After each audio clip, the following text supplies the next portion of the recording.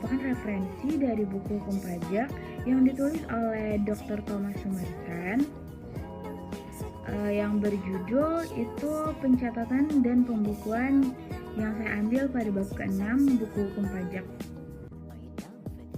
Pembukuan itu sendiri adalah suatu proses pencatatan yang dilakukan secara teratur untuk mengumpulkan data dan informasi keuangan yang meliputi harta, kewajiban, modal, penghasilan dan biaya, serta jumlah harga perolehan dan penyerahan barang atau jasa yang ditutup dengan menyusun laporan keuangan berupa neraca dan laporan laba rugi untuk periode tahun pajak tersebut.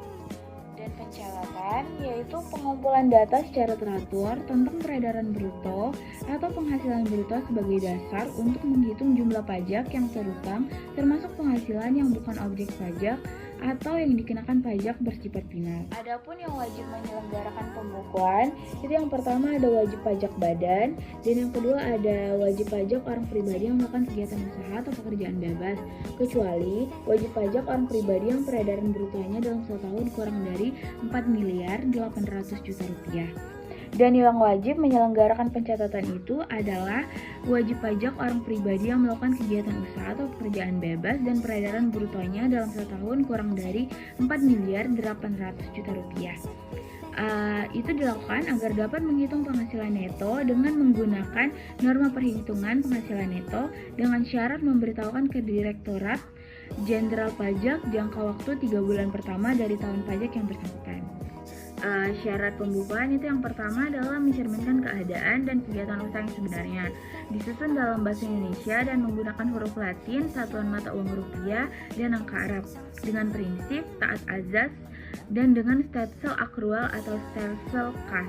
Terdiri dari catatan mengenai harta, kewajiban, modal, penghasilan, dan biaya serta penjualan dan pembelian, sehingga dapat dihitung besarnya pajak yang terutang.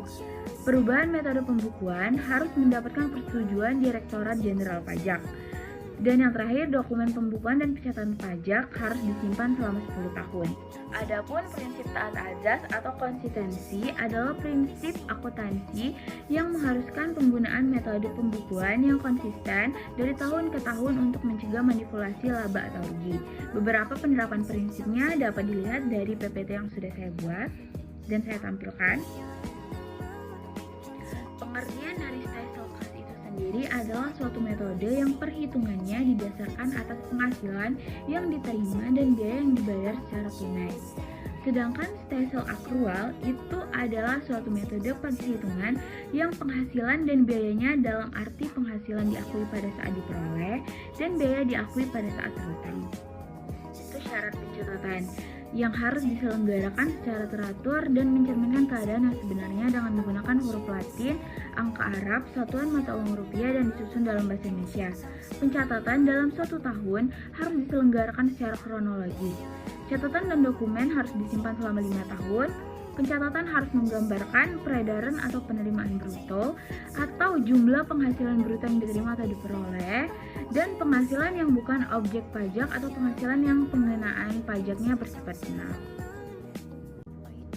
Tujuan pembukuan dan pencatatan ini antara lain untuk mempermudah pengisian SPT, penghitungan penghasilan kena pajak, penghitungan PPN dan PPNBM, dan penyelenggaraan pembukuan juga untuk mengetahui posisi keuangan dan hasil kegiatan usaha atau pekerjaan bebas. Dan yang terakhir, itu ada tempat penyimpanan buku atau catatan atau dokumen. Buku-buku, catatan-catatan, dokumen-dokumen yang menjadi dasar pembukuan atau pencatatan dan dokumen lain wajib disimpan di Indonesia, yaitu untuk wajib pajak orang pribadi, itu di tempat kegiatan atau tempat tinggal. Wajib pajak badan, itu di tempat kedudukan.